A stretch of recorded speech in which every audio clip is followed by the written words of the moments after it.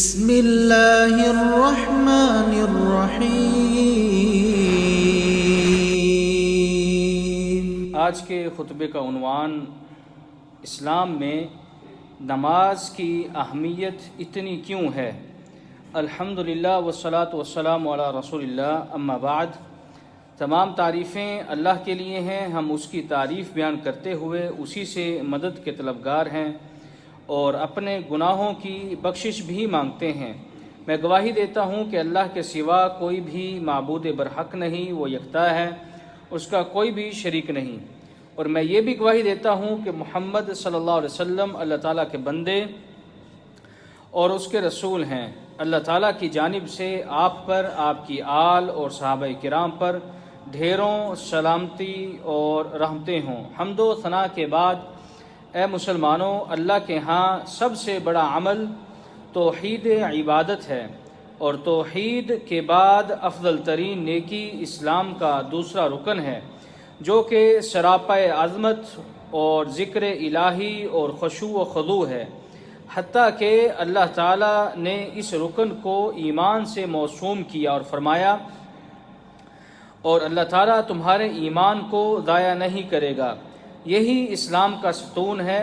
قرآن مجید میں متقین کی ایمان بالغیب کے بعد سب سے پہلی صفت بھی یہی بیان ہوئی۔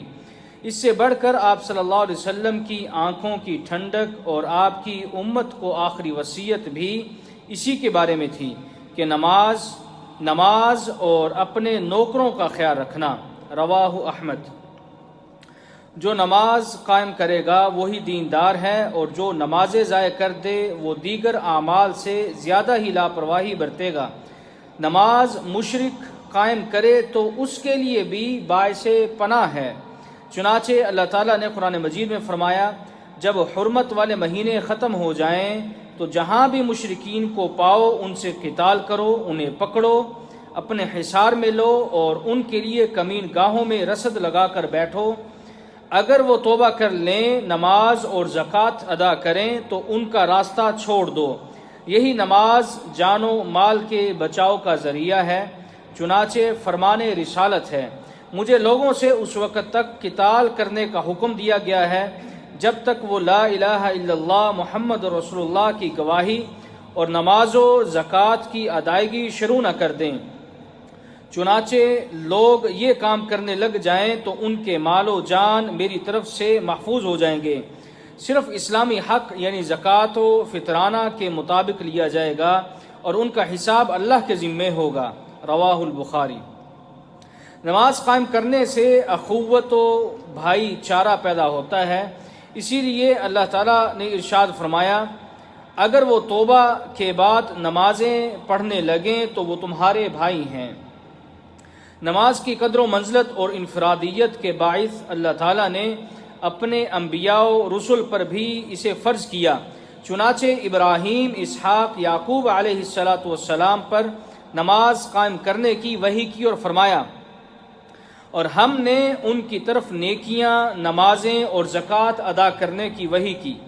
اللہ تعالیٰ نے اپنے خلیل کو حکم دیا کہ وہ شرک نہ کریں، بیت اللہ کو طواف، قیام، رکوع و سجود کرنے والوں کے لیے صاف کریں۔ پھر ابراہیم علیہ السلام نے اپنی اولاد کے لیے نمازی ہونے کی دعا بھی کی۔ انہوں نے فرمایا، اے ہمارے رب، میں نے اپنی اولاد کو بیابان وادی میں تیرے باعزت گھر کے پاس اس لیے چھوڑا ہے تاکہ وہ نماز قائم کریں۔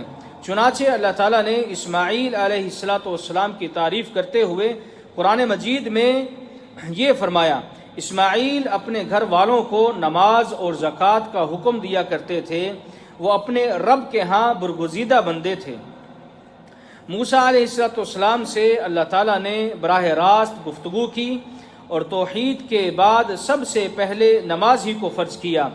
فرمانے باری تعالیٰ ہے، بے شک میں ہی اللہ ہوں، میرے سوا کوئی معبود نہیں، چنانچہ میری ہی عبادت کرو اور مجھے یاد کرنے کے لیے نماز قائم کرو۔ پھر اللہ تعالیٰ نے موسیٰ و ہارون علیہ السلام کو ایمان کی دعوت کے بعد نماز کی دعوت کا حکم دیا اور فرمایا، ہم نے موسیٰ اور اس کے بھائی کو وحی کی، اپنی قوم کے لیے شہر میں قبلہ رخ گھر بناؤ اور اس میں نمازیں قائم کرو۔ زکریا علیہ السلام نماز کی پابندی کرتے تھے، اسی لیے جب فرشتوں نے انہیں بلایا تو وہ محراب میں کھڑے نماز ادا کر رہے تھے۔ داؤد علیہ السلام کا محبوب ترین مشغلہ نماز ہی تھا، اسی لیے 1/3 رات کا وہ قیام کیا کرتے تھے۔ اسی طرح قوم شعیب نے توحید اور نمازوں کی دعوت سنی تو انہوں نے کہا، شعیب کیا تمہاری نماز اس بات کا حکم دیتی ہے کہ ہم آباء و اجداد کی عبادت ترک کر دیں اور ہم اپنے مال و دولت میں جو چاہیں نہ کریں؟ اللہ تعالیٰ نے عیسیٰ علیہ السلام کو جھولے میں ہی یہ وصیت فرمائی تھی، فرمایا اللہ نے مجھے مرتے دم تک نماز اور زکوٰۃ کی وصیت کی ہے۔ اللہ تعالیٰ نے تمام انبیاء کرام کی تعریف بیان کرتے ہوئے فرمایا، جب ان پر رحمان کی آیات پڑھی جاتی ہیں تو وہ روتے ہوئے سجدے میں گر جاتے ہیں۔ بنی اسرائیل سے بھی نماز کی ادائیگی کا وعدہ لیا گیا تھا۔ فرمانے باری تعالیٰ ہے، اللہ تعالیٰ نے بنی اسرائیل سے پختہ وعدہ لیا اور ان میں سے 12 نمائندے بھیجے، اور اللہ تعالیٰ نے انہیں فرمایا اگر تم نماز زکوٰۃ ادا کرو، میرے رسولوں پر ایمان لا کر ان کی پشت پناہی کرتے ہوئے اللہ تعالیٰ کی راہ میں قرض حسنہ بھی دو تو میں تمہارے ساتھ ہوں اور میں تمہارے گناہ مٹا کر تمہیں جنت میں داخل کر دوں گا جس کے نیچے نہریں بہتی ہیں۔ سابقہ امتوں کو بھی اللہ تعالیٰ نے فرمایا انہیں اس بات کا حکم دیا گیا تھا کہ مخلص ہو کر عبادت صرف اللہ کی کریں، نمازیں اور زکوٰۃ ادا کریں، یہی مضبوط ترین دین ہے۔ اللہ تعالیٰ نے اپنے نبی محمد صلی اللہ علیہ وسلم کو بھی حکم دیا اور فرمایا دن کے دنوں، کناروں اور رات کے حصے میں نماز کو قائم کریں۔ یہی وجہ تھی کہ آپ صلی اللہ علیہ وسلم عشاء کی نماز کا خیال کرتے ہوئے اس سے پہلے نہیں سوتے تھے اور نماز فجر کا خیال کرتے ہوئے عشاء کے بعد باتیں کرنا اچھا نہیں سمجھتے تھے۔ اللہ تعالیٰ نے مومنین کی صفات بیان کرتے ہوئے پہلے نماز ہی کا تذکرہ کیا ہے۔ اللہ تعالیٰ فرماتے ہیں یقیناً مومن کامیاب ہو جائیں گے جو اپنی نمازیں خشوع کے ساتھ ادا کریں گے، اور جب مومنین کی صفات ختم ہوئیں تب بھی نماز ہی کا ذکر کیا۔ اللہ تعالیٰ کا ارشاد گرامی ہے وہ لوگ جو ہمیشہ اپنی نمازوں کی پابندی کرتے ہیں جس سے نماز کی شان واضح ہو جاتی ہے۔ نماز کی خصوصیت یہ بھی ہے آسمانوں پر بلا واسطہ کلام الہی کے بعد اس کی فرضیت ہوئی۔ تعداد میں 5 ہیں لیکن اجر میں 50 ہیں۔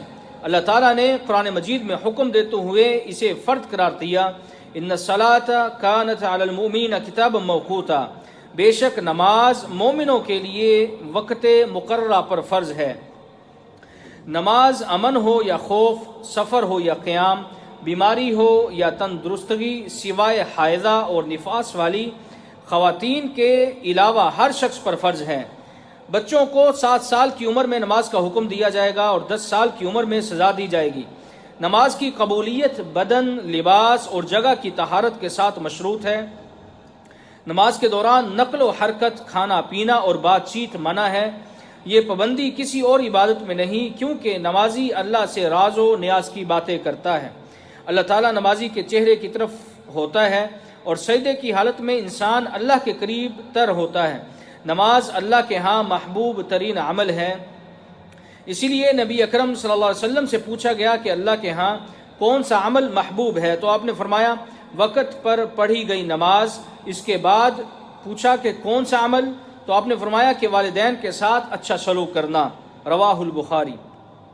ابن حجر اسقلانی رحمہ اللہ کہتے ہیں کہ نمازوں کے وقت پر پابندی کے ساتھ ادائیگی اور والدین کے ساتھ حسن سلوک دونوں لازم و ملزوم اور بار بار آنے والے عمل ہیں۔ ان کے بارے میں فرامین الہی کی پاسداری صدیقین لوگ ہی کر سکتے ہیں۔ نماز کی ادائیگی جنت میں داخلے اور اللہ کے دیدار کا باعث ہے۔ فرمان نبوی ہے تم یقیناً اپنے رب کو ایسے ہی دیکھو گے جیسے تم بغیر بھیڑ بھاڑ کے چاند کو دیکھ رہے ہو۔ اس کی تیاری کے لیے اگر تم فجر اور عصر کی نماز پابندی سے پڑھ سکتے ہو تو پڑھا کرو۔ متفق علیہ۔ اس کے بارے میں ابن رجب رحمہ اللہ کہتے ہیں کہ جنت کی اعلیٰ ترین نعمت دیدار الہی ہے اور دنیا میں افضل ترین عبادت میں فجر اور عصر کی نمازیں شامل ہیں۔ چنانچہ ان دونوں کی پابندی سے امید ہے کہ جنت میں داخلہ اور زیارت الہی نصیب ہو جائے گی۔ نماز کی ادائیگی سے قبل ہی اس کا اجر بہت بڑا ہے، چنانچہ وضو سے گناہ دھل جاتے ہیں۔ آپ صلی اللہ علیہ وسلم نے وضو کو نہر سے تشبیہ دی، فرمایا ذرا بتلاؤ اگر کسی کے دروازے کے آگے نہر بہتی ہو اور وہ روزانہ 5 بار غسل کرے، کیا خیال ہے کوئی میل اس کے اوپر باقی رہے گی؟ سب نے کہا کچھ بھی باقی نہیں بچے گا۔ تو آپ نے فرمایا 5 نمازیں بھی اسی طرح ہیں، اللہ تعالیٰ ان کے ذریعے گناہ مٹاتا ہے۔ رواہ بخاری۔ ایک اور روایت میں ہے، آپ صلی اللہ علیہ وسلم نے فرمایا جو شخص صبح و شام مسجد میں جائے تو اللہ تعالیٰ اس کے لیے ہر بار آنے جانے کے بدلے میں جنت کی مہمانی تیار کرتا ہے۔ نماز کے لیے جاتے ہوئے ایک قدم کے بدلے میں نیکی اور دوسرے کے بدلے میں گناہ مٹایا جاتا ہے، اور جو شخص مسجد میں داخل ہو جائے تو فرشتے اس کے لیے دعا گو ہوتے ہیں، وہ کہتے ہیں یا اللہ اس پر رحمت نازل فرما، یا اللہ اس پر رحم فرما، اور بے وضو ہونے تک وہ فرشتے اس کے لیے دعا کرتے رہتے ہیں۔ رواہ البخاری۔ اور جب تک وہ نماز کا انتظار کرتا ہے اس کے لیے نماز کی حالت لکھی جاتی ہے۔ نماز گناہوں کی بخشش کے لیے تیز ترین راستہ ہے، چنانچہ فرمان رسالت ہے اگر کوئی شخص فرض نماز کے وقت اچھی طرح وضو کرے اور خشوع و خضوع کے ساتھ رکوع کرے تو کبیرہ گناہوں کی عدم موجودگی میں سب صغیرہ گناہ معاف ہو جاتے ہیں، اور یہ معاملہ ساری زندگی چلتا رہتا ہے۔ رواہ المسلم۔ نماز کے دوران بھی گناہ معاف ہوتے ہیں۔ آپ صلی اللہ علیہ وسلم کا فرمان ہے، آپ نے فرمایا جس کی آمین فرشتوں کی آمین کے ساتھ مل گئی اس کے سابقہ سارے گناہ معاف کر دیے جاتے ہیں۔ رواہ البخاری۔ جو متقی شخص نمازوں کے ذریعے مسجد کو آباد رکھے وہ مومنین میں سے ہے، کیونکہ فرمان باری تعالیٰ ہے مساجد کو وہی لوگ آباد رکھتے ہیں جو اللہ پر اور آخرت کے دن پر ایمان لاتے ہیں۔ نماز کی ادائیگی کے بعد بھی گناہ معاف ہوتے ہیں۔ آپ صلی اللہ علیہ وسلم کا فرمان ہے، آپ نے فرمایا جس شخص نے 33 بار سبحان اللہ، 33 بار الحمدللہ اور 34 بار اللہ اکبر کہا تو اس کے سابقہ سارے گناہ معاف کر دیے جاتے ہیں۔ رواہ البخاری۔ نماز کشادگی رزق کا باعث ہے۔ فرمان باری تعالیٰ ہے اپنے اہل خانہ کو پابندی کے ساتھ نمازوں کا حکم دیں، ہم آپ سے ان کے رزق کا مطالبہ نہیں کرتے بلکہ ہم آپ کو رزق دیتے ہیں، انجام کار متقی لوگوں کا ہی ہوگا۔ نماز شر سے نجات اور باعث خیر ہے۔ ابن قیم رحمہ اللہ کہتے ہیں دنیاوی مشکلات سے نجات اور کامیابی کے لیے نماز کی بھی ایک عجیب تاثیر ہے، خاص طور پر جس وقت نماز کو ظاہری اور باطنی ہر لحاظ سے مکمل حق دیا جائے۔ دنیاوی یا اخروی کسی بھی قسم کی مشکلات کے لیے نماز بے مثال ہتھیار ہے۔ مجموعی طور پر صحت قلب و بدن کے لیے نماز انتہائی مؤثر ثابت ہوئی ہے۔ اگر 2 آدمی کسی وبا میں مبتلا ہو جائیں تو نمازی پر اس کا اثر بہت کم ہوتا ہے۔ عقیدہ توحید اور نماز رفع تکالیف کے لیے اپنا ثانی نہیں رکھتی۔ فرمان رسالت ہے جب اللہ تعالیٰ وحی کے ذریعے کلام کرتا ہے تو آسمان خوف الہی سے لرز اٹھتے ہیں، اور جب آسمانی مخلوقات اسے سنتی ہے تو سب اللہ کے لیے سجدے میں گر پڑتے ہیں۔ یونس علیہ السلام کو اللہ تعالیٰ نے مچھلی کے پیٹ میں نماز ہی کی وجہ سے نجات دی۔ فرمان باری تعالیٰ ہے مچھلی کے پیٹ میں وہ قیامت تک رہتا اگر وہ تسبیح نہ کرتا۔ اسی طرح حضرت سلیمان علیہ السلام کو بھی اپنی توبہ کے لیے استغفار کے ساتھ نماز کا ہی راستہ نظر آیا، چنانچہ فوراً اللہ سے استغفار کیا اور خشوع کے ساتھ نماز پڑھنے لگے۔ اللہ تعالیٰ نے جس وقت مریم علیہ السلام کو بغیر خامد اولاد دے کر آزمانا چاہا تو انہیں نماز ہی کا حکم دیا تاکہ معاملہ آسان ہو جائے۔ اسی لیے فرمایا مریم اپنے رب کے لیے قیام، سجدہ اور رکوع کرنے والوں کے ساتھ رکوع کر۔ نبی صلی اللہ علیہ وسلم کو بھی اگر کوئی پریشانی لاحق ہوتی تو نماز پڑھتے۔ نماز مشکلات میں گھرے افراد کے لیے جائے پناہ ہے۔ اللہ تعالیٰ نے ہمیں ہر حالت میں نماز کے ذریعے مدد حاصل کرنے کا حکم دیا ہے۔ اللہ تعالیٰ فرماتے ہیں ایمان والو صبر اور نماز کے ساتھ مدد طلب کرو، بے شک اللہ تعالیٰ صبر کرنے والوں کے ساتھ ہے۔ ہم دنیاوی معاملات میں نماز استخارہ کے ذریعے اللہ کی طرف رجوع کرتے ہیں۔ جب سورج و چاند کے مدار میں کچھ تبدیلی رونما ہو تو نماز کسوف ادا کرتے ہیں، خوشی ہو تو سجدہ شکر بجا لاتے ہیں۔ نبی اکرم صلی اللہ علیہ وسلم جب نماز پڑھتے تھے تو اتنا لمبا قیام کرتے کہ آپ کے قدم مبارک سوج جاتے۔ تو اماں عائشہ رضی اللہ تعالیٰ عنہ نے کہا، آپ ایسے کیوں کرتے ہیں حالانکہ آپ کی اگلی پچھلی ساری لغزشیں بھی معاف ہو چکی ہیں؟ تو آپ نے فرمایا، تو پھر میں کیا شکر گزار بندہ نہ بنوں؟ رواہ البخاری۔ قیامت کے دن سب سے آگے نماز ہی ہوگی، سب سے پہلے اسی کا حساب لیا جائے گا۔ قیامت کے دن مومنین سجدہ کرتے ہوئے منافقین سے الگ تھلگ نظر آئیں گے، چنانچہ جب مومنین اللہ تعالیٰ کو دیکھیں گے تو سجدے میں گر جائیں گے، اور جب منافقین کو بلایا جائے گا تو چاہت کے باوجود سجدہ نہیں کر پائیں گے۔ اسی کے بارے میں اللہ تعالیٰ نے فرمایا، اس دن پنڈلی سے پردہ اٹھایا جائے گا اور انہیں سجدے کے لیے کہا جائے گا تو وہ سجدہ نہیں کر پائیں گے۔ اگر کوئی مسلمان گناہوں کی وجہ سے جہنم چلا بھی گیا تو سجدے کی جگہوں پر آگ اثر نہیں کرے گی۔ نبی اکرم صلی اللہ علیہ وسلم کا ساتھ چاہے تو کثرت سے نفل نمازیں پڑھو۔ نبی اکرم صلی اللہ علیہ وسلم کا ساتھ اگر آپ کو چاہیے تو کثرت سے نفل نمازیں پڑھیے۔ کہ ایک آدمی نے آپ صلی اللہ علیہ وسلم سے آ کر کہا، میں جنت میں آپ کی رفاقت چاہتا ہوں، تو آپ نے فرمایا، اپنے بارے میں کثرت سے نوافل کے ساتھ میری مدد کرو۔ رواہ المسلم۔ نماز اتنا بڑا فرض ہے کہ اللہ تعالیٰ نے ایمان و کفر کے لیے علامت قرار دے دیا اور فرمایا، آدمی اور شرک و کفر کے درمیان فرق نماز چھوڑنے کا ہی ہے۔ رواہ مسلم۔ تارک نماز کو اللہ تعالیٰ نے جہنم کی سزا سنائی ہے۔ فرمانے باری تعالیٰ ہے، ان کے بعد کچھ ناخلف لوگ آئے اور انہوں نے نمازوں کو ضائع کر کے شہوات کے پیچھے لگ گئے، وہ ان قریب جہنم کی وادی میں جائیں گے۔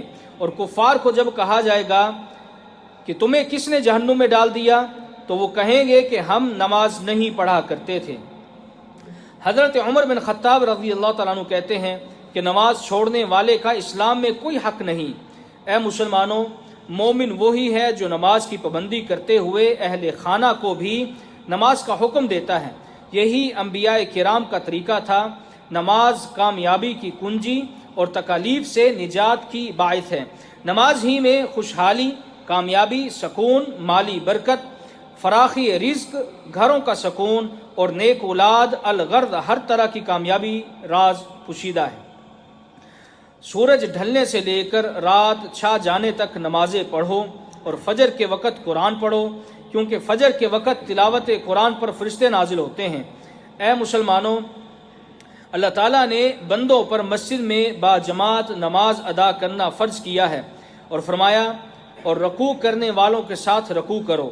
اور نبی اکرم صلی اللہ علیہ وسلم نے جماعت سے پیچھے رہ جانے والے لوگوں کے گھر جلانے کا ارادہ فرمایا تھا اور کہا، منافقوں پر بھاری ترین نماز عشاء اور فجر کی نماز ہے۔ اگر انہیں ان کی قدر کا علم ہو جائے تو وہ گھٹنوں کے بل بھی چل کر آئیں۔ میں نے ارادہ کیا تھا کہ نماز جماعت کروانے کا حکم دے کر ایک آدمی کو امام بناؤں، پھر اپنے چند ساتھی لے کر نماز میں جو لوگ شامل نہیں ہیں ان کے گھروں پر جاؤں اور ان کے گھروں کو میں آگ لگا دوں۔ نبی اکرم صلی اللہ علیہ وسلم نے ایک نابینا شخص کو رہنمائی کی عدم دستیابی کے باوجود جماعت سے پیچھے رہنے کی اجازت نہیں دی، بلکہ اسے کہا کہ کیا تم اذان سنتے ہو؟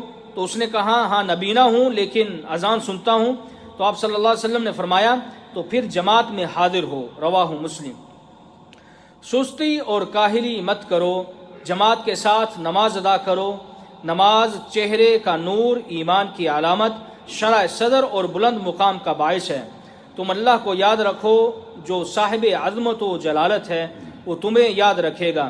اللہ کی نعمتوں کا شکر ادا کرو تو وہ اور زیادہ دے گا۔ یقیناً اللہ کا ذکر بہت بڑی عبادت ہے۔ اللہ جانتا ہے جو بھی تم عمل کرتے ہو۔ سبحان ربک رب العزت عما یصفون وسلام علی المرسلین والحمد للہ رب العالمین۔